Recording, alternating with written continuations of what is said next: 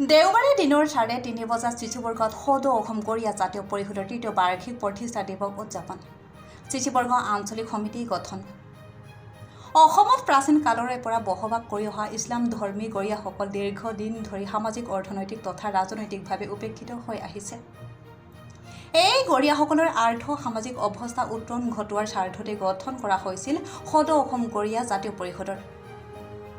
ধেমাজি জিলাখনৰ ভিতৰতে পুৰণি মছজিদ চিচিবৰ্গ জামে মছজিদত দেওবাৰে দিনজোৰা কাৰ্যসূচীৰে উদযাপন কৰা হয় সদৌ অসম গৰিয়া জাতীয় পৰিষদৰ তৃতীয় বাৰ্ষিক প্ৰতিষ্ঠা দিৱস।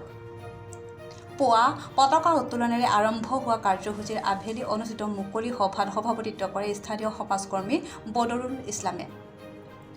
সভাত মুখ্য অতিথি হিচাপে উপস্থিত থাকে সদৌ অসম গৰিয়া জাতীয় পৰিষদৰ কেন্দ্ৰীয় কাৰ্যনিৰ্বাহক সদস্য মাতাফ হুছেইন। সভাত পৰিষদৰ ধেমাজি জিলা সমিতিৰ বিষয়ববীয়াসকল উপস্থিত থাকে আৰু সভাতে ৰাজু আলীক সভাপতি আৰু মোবাৰক হুছেইনক সাধাৰণ সম্পাদক হিচাপে লৈ এখন 31জনীয়া গৰিয়া জাতীয় পৰিষদৰ চিচিবৰ্গ আঞ্চলিক সমিতি গঠন কৰা হয়। অসম গৰিয়া জাতীয় পৰিষদৰ চিচিবৰ্গ জাতীয় পৰিষদৰ আঞ্চলিক সমিতিখন গঠন কৰিব হেতু আজি আমি এই সভাত উপস্থিত হৈছোঁ। আমাৰ সভাত সদৌ অসম জাতীয় পৰিষদৰ কাৰ্যবাহী সদস্য মেহতাব হুছেইন ডেঙৰীয়া উপস্থিত আছে। সদৌ অসম ভিত্তিক যিহেতু নতুনকৈ গঠন হৈছে, গতিকে আজি তৃতীয় বাৰ্ষিক অধিৱেশন আমাৰ চিচিবৰ্গ মছজিদ কমিটিৰ প্ৰাংগণত এই প্ৰেক্ষাগৃহত এই সভাখন আয়োজন কৰা হৈছে। অসম গৰিয়া জাতীয় পৰিষদৰ ত্ৰিবাৰ্ষিক প্ৰতিষ্ঠা দিৱস আৰু এই প্ৰতিষ্ঠা দিৱসটি ধেমাজি জিলাৰ চিচিবৰ্গৰ জামে মছজিদৰ প্ৰাংগণত আমি এদিনীয়া কাৰ্যসূচীৰে আয়োজন কৰিছোঁ।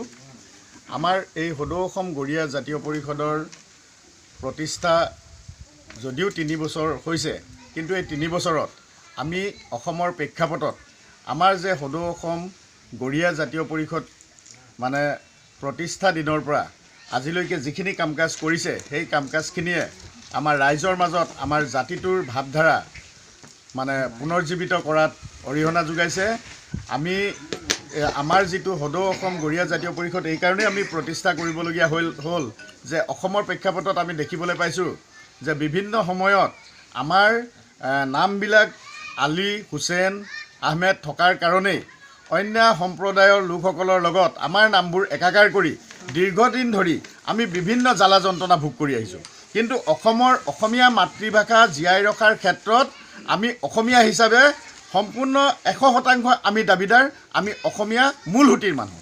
কিন্তু এই মূলসুঁতিৰ মানুহখিনি বিভিন্ন কাৰণত অসমৰ বিভিন্ন প্ৰান্তত সিঁচৰিত হৈ থকাৰ কাৰণে আজি দীৰ্ঘদিন ধৰি আমি বিভিন্ন সমস্যাৰ সন্মুখীন হৈ আহিছোঁ। ৰাজনৈতিকভাৱে হওক, অৰ্থনৈতিকভাৱে হওক, সামাজিকভাৱে হওক, সকলো প্ৰকাৰে আমি সদায় বাদ পৰি থাকি আহিছোঁ। গতিকে এই বাদ পৰি আমাৰ এইটো অৱস্থা হৈছে, আমাৰ স্বীকৃতি হেৰাই যোৱাৰ উপক্ৰম হৈছে, আমাৰ অস্তিত্ব সংকটত বৰ্তমান। গতিকে এই অস্তিত্ব সংকটৰ সময়ত আমি সদৌ অসম গৰিয়া জাতীয় পৰিষদৰ জৰিয়তে আমাৰ অসমৰ বিভিন্ন ঠাইত থকা গৰিয়াসকল একত্ৰিত কৰি আমি একেখন মঞ্চত থিয় হৈ আমি জাতিটোৰ বিভিন্ন অৰ্থনৈতিক, সামাজিক, ৰাজনৈতিক সকলো দিশত আগবঢ়াই নিবৰ কাৰণে আপ্ৰাণ চেষ্টা চলাইছোঁ। আৰু তাৰ উদ্দেশ্যে আজি আমাৰ এই প্ৰতিষ্ঠা দিৱসটি ইয়াত আয়োজন কৰা হ'ল। আৰু এই প্ৰতিষ্ঠা দিৱসৰ লগত সংগতি ৰাখি আমাৰ চিচিবৰ্গৰ এখন সুন্দৰ আঞ্চলিক সমিতি গঠন কৰা হ'ল। আৰু আহি থকা দিনবোৰত আমি সকলোৰে সমিল মিলেৰে একগোট হৈ অসমৰ উন্নয়নৰ স্বাৰ্থত আমাৰ জাতিটোৰ ৰাজনৈতিক, সামাজিক, অৰ্থনৈতিক বিভিন্ন দিশ আগত ৰাখি আমি জাতিটোক আগবঢ়াই নিম বুলি প্ৰতিশ্ৰুতিবদ্ধ।